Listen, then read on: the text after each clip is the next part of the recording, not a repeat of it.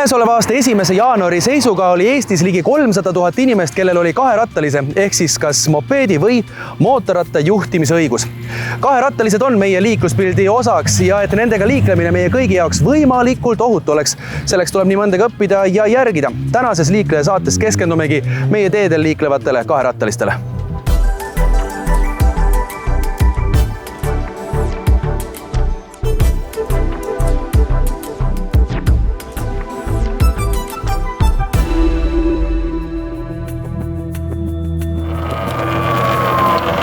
Kui autojuloed tegin ma kohe, kui sain 18-aastaseks, siis mootorrattalubadeni pole mina, Jaanus Koort, veel jõudnud. Küll aga on mul kokkupuude selliste elektriliste ja ka siis sisepõlemismootoriga mopeedidega, sest autojuhi load mul ju seda võimaldavad.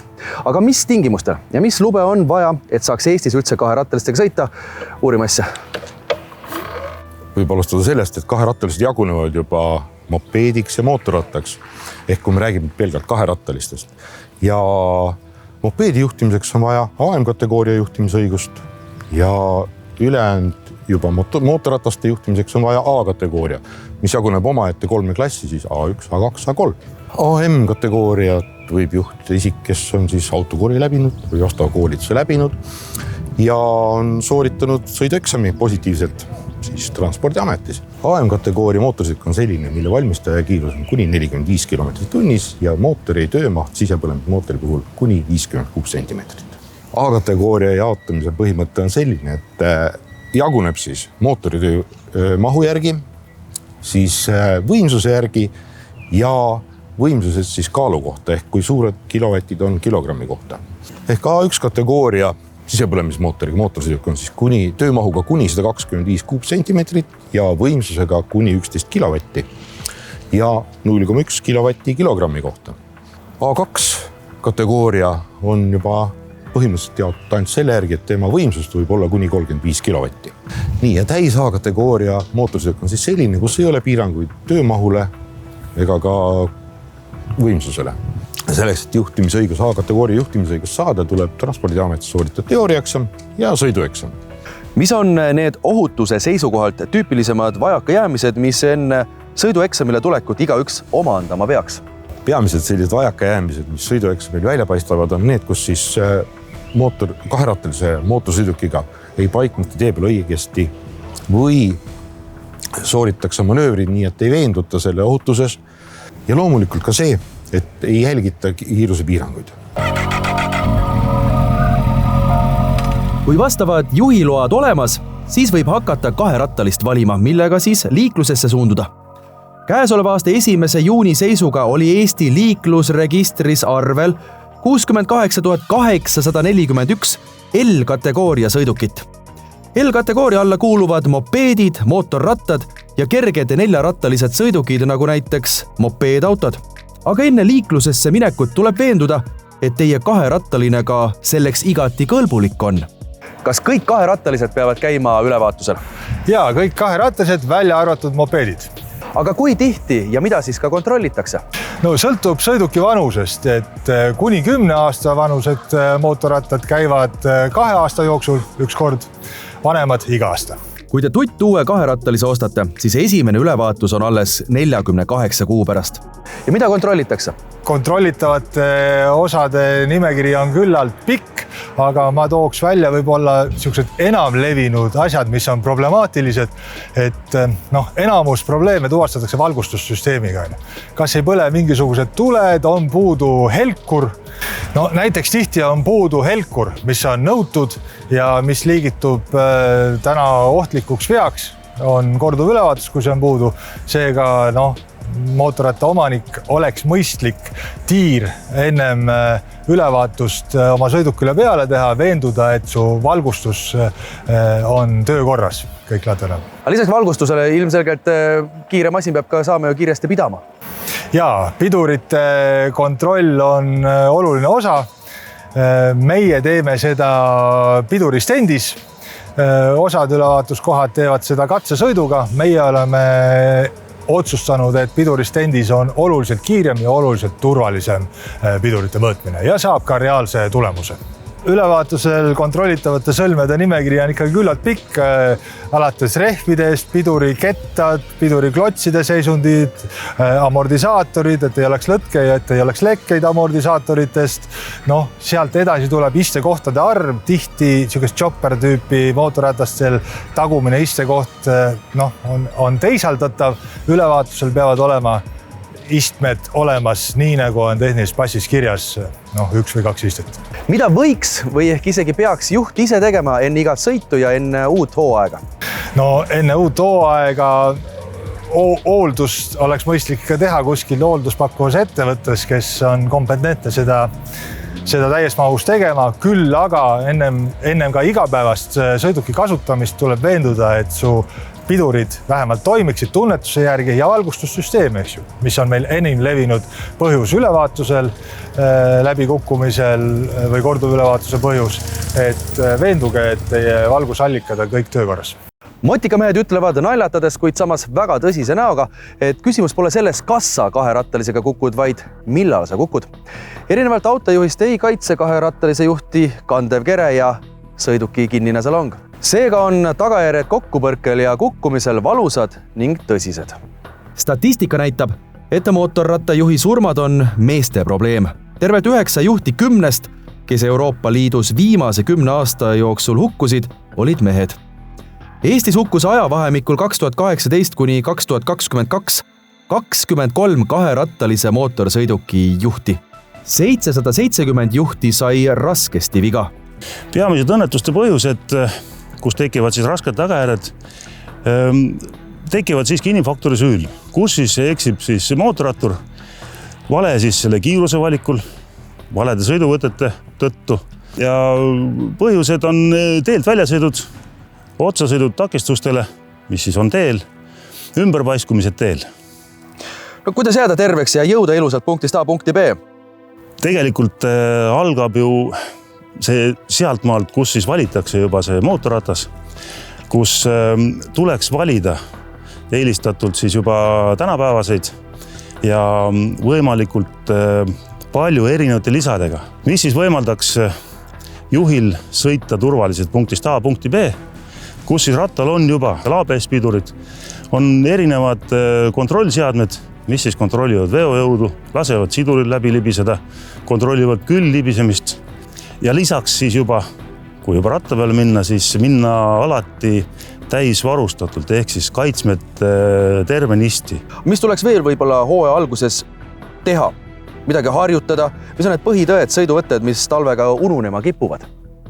Enamus inimesi meil tegelikult sõidab autoga talvel.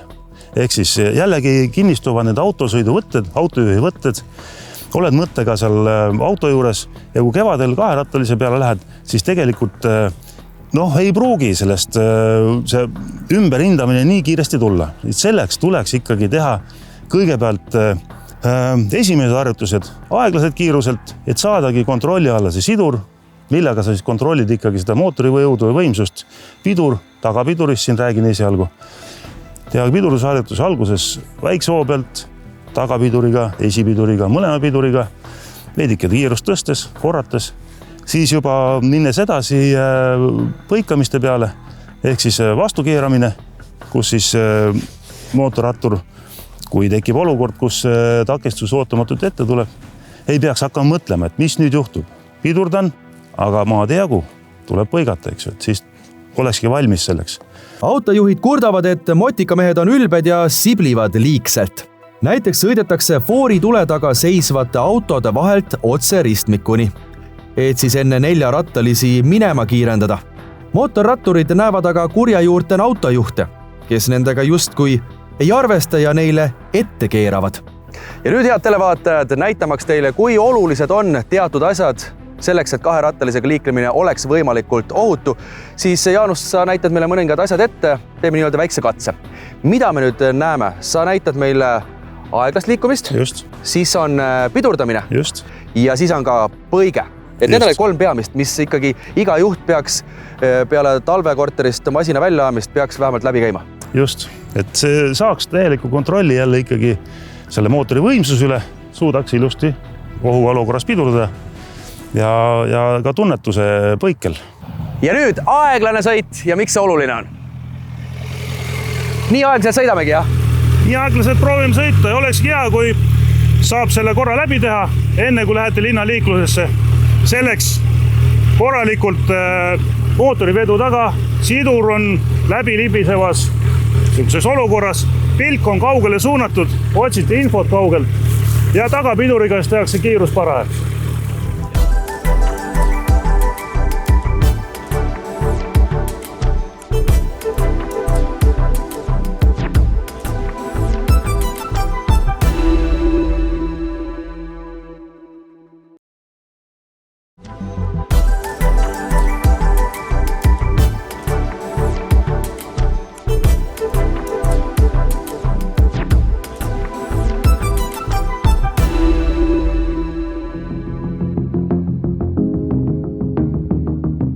Aeglane sõit tehtud, nüüd räägime pidurdamisest. Et pidurdamise harjutusel kõigepealt tuleks teha järk-järguliselt. Kiirus väike, alates 30 ja tuleks kõigepealt proovida läbi siis tagapiduriga pidurdamine. Tehagi tagapiduriga tugev pidurdus. Plokki. Ja 30 pealt siis nii kaugele, kui see masin veereb, jääb seisma ja siis läheb uuele ringile. Nii, kui on plokk ära tehtud, siis järgmine. Järgmiseks sama asi, hoog üles 30 kiirus ja pidurdab tagapiduriga niimoodi, et tagaratas ei blokeeruks. Proovib niimoodi pidurda ja kui blokeerub, siis vabastad natuke piduri, et saada selle tunnetus kätte, millal see tagaosa siis lukku läheb. Nii, ja siis kolmas. Ja kolmas kord siis teeme pidurdus ainult esipiduriga. Ja loomulikult niimoodi ei tee, et ratas blokeeruks, ilma blokeerumata ja ainult esipiduriga. Saadad siis selle tunnetuse, kuidas esipiduriga pidurdada on. Oluline on selle juures, et kasutas kõike 4 näppu. Nii, ja nüüd siis 4 on kõik koos, jah? Ja 4 on siis mõlemad pidurid koos, nii esipidur kui tagapidur. Ja tagapidur siis sedasi, et ratas ei blokeeruks. Muidugi, kui on ABS-i ratas, siis tehnika teeb ise teie eest töö ära, ratas ei blokeerugi. Ja oluline on nüüd need etapid kõik läbi teha igal kaheratta juhil sellepärast, et ta saaks tunnetuse kätte, eriti kui on talvekorterist masin välja võetud. Just. Ja et oleks ka nagu siis oma masinaga sina peal. Just, et iga selle pidurdusharjutusega, selle harjuvõtuse hoovõtuga toimubki läbi see treening, väikene soojendus, rattagast tuttavaks saamine jälle. Aga kehaasend, jalad? Kehaasend loomulikult väga oluline ja algab ta peale ikkagi jalgade asendist, ehk siis jalg pidurdamise hetkel peab olema, või tegelikult mina eelistaks, et oleks kogu aeg ühtemoodi tapil, ehk siis tavasõidu asendis võiks olla siin ta siis piduripedaali kõrval, eks ju. Muidugi saab reguleerida piduripedaali ikka niimoodi, et kogu aeg oleks jala all, aga ei ole mõistlik, sest kui see püsti tõus, siis muutub nurk. Aga tavaasendis on siis piduripedaali kõrval, kui on vaja pidurdada, tood lihtsalt jala piduri peale. Kehaasend selliselt, et käed ei oleks pidurdusaeg lukustatud, küünanukis sirgeks, väike kõverus sees. Kui toimub siis juba tugevam pidurdamine, et keha ei libiseks ette, ei vajuks ette, sest kui ikkagi on tugev pidurdus ja keha vajub ette, siis sellest raskusest piisab, et hakkab tagaosa üles tõstma. Ehk siis surute natuke vastu, olete valmis siis vastu keerama, kui tagapidur blokeerub. Aeglane sõit tehtud, pidurdamine tehtud, nüüd siis põige ja siis selle olulisus. No, põiget on meil vaja üldjuhul ikkagi olukorras, kus näeme, et enam piduritest ei piisa, et on vaja takistusest mööda saada. Aga selle treenimiseks piisab esialgu, kui ongi 40-50 km tunnis, et proovidagi mööduda takistusest sedasi, et proovite mootorratast juhtida läbi juhtraua. Üritate paremalt pöörduda, tõukate veidikene parempoolset juhtraua otsa ja ratas kaldub paremale. Ise liigute koos rattaga kaasa, takistusest mööda ja täpselt vastupidine tegevus siis teise juhtraua osaga, eks. Survestate vasakpoolset juhtraua otsa, saate oma suunamööntesse tagasi. Ja väga oluline kindlasti on vaadata sinna, kuhu sa tahad sõita, mitte jääda takistuse kinni. Sest on ikkagi kindlaks tehtud, et silmad ja kätetöö on omavahelise seoses. Kui sinna, kus sa vaatad, siis sinna sa sõidad. Aeglane sõit, pidurdamine ja põige. Need on meil nüüd üle käidud, aga millele peab veel tähelepanu pöörama? Kui need harjutused tehtud ja minna tavaliiklusesse, siis tuleb olla liikluses väga tähelepanelik. Kaitsevarustus kindlasti. Üle vaadata, vajadus luus soetada, siis liikluses proovida jälgida situatsioone, mis võivad tekkida erinevatel liiklusolukordades, siis lisaks jälgida ja võimalikult kaugelt hankida siis seda informatsiooni, mille järgi siis enda sellist sõitu planeerida. Pigem eeldada seda, et kaasliikleja võib eksida.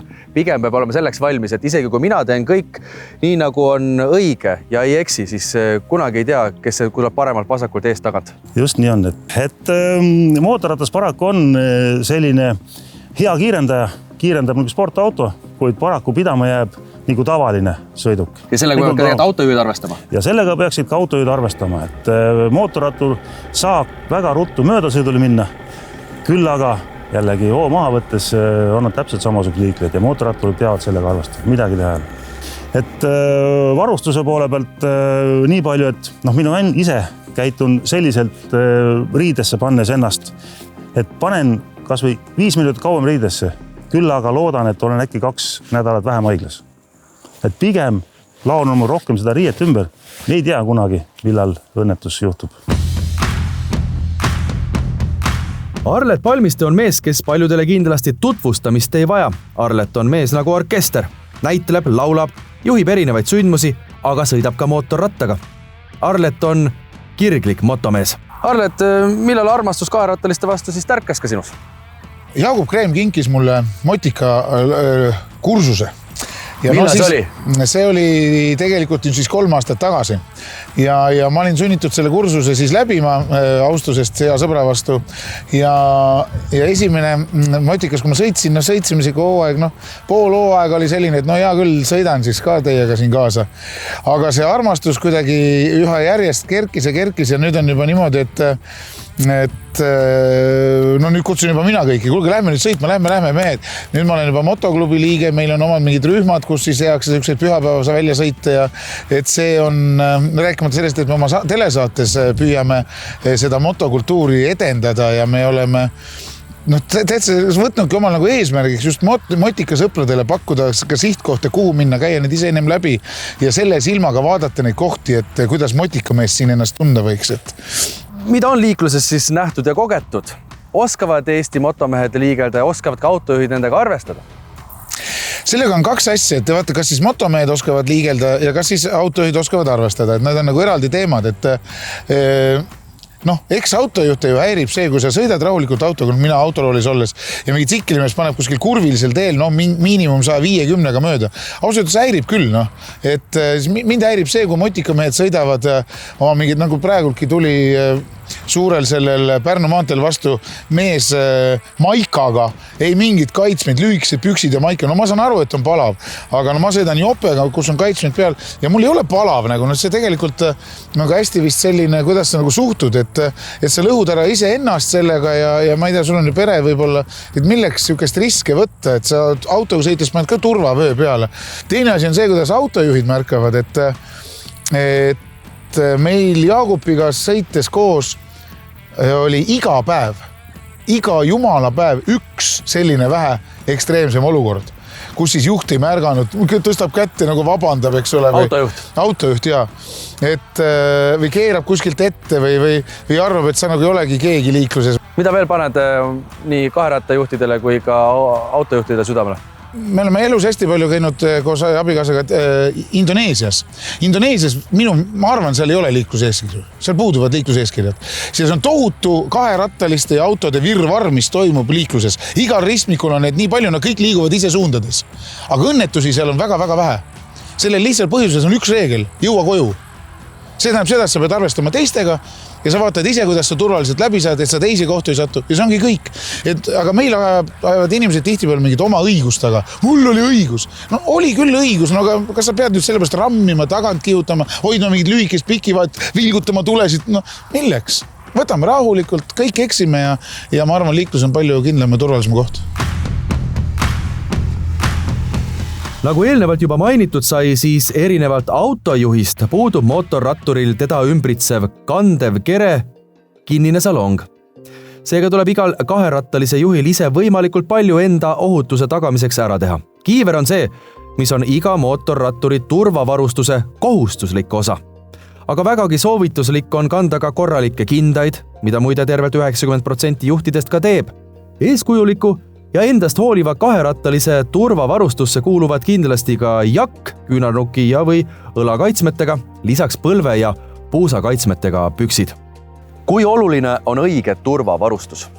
Turvavarustus ei päästa sind. Ta leevendab, kui midagi juhtub, leevendab tagajärgi. Täpselt nii nagu auto turvavöö ei päästa 100% inimese elu. Samamoodi on ka kaherattalisel.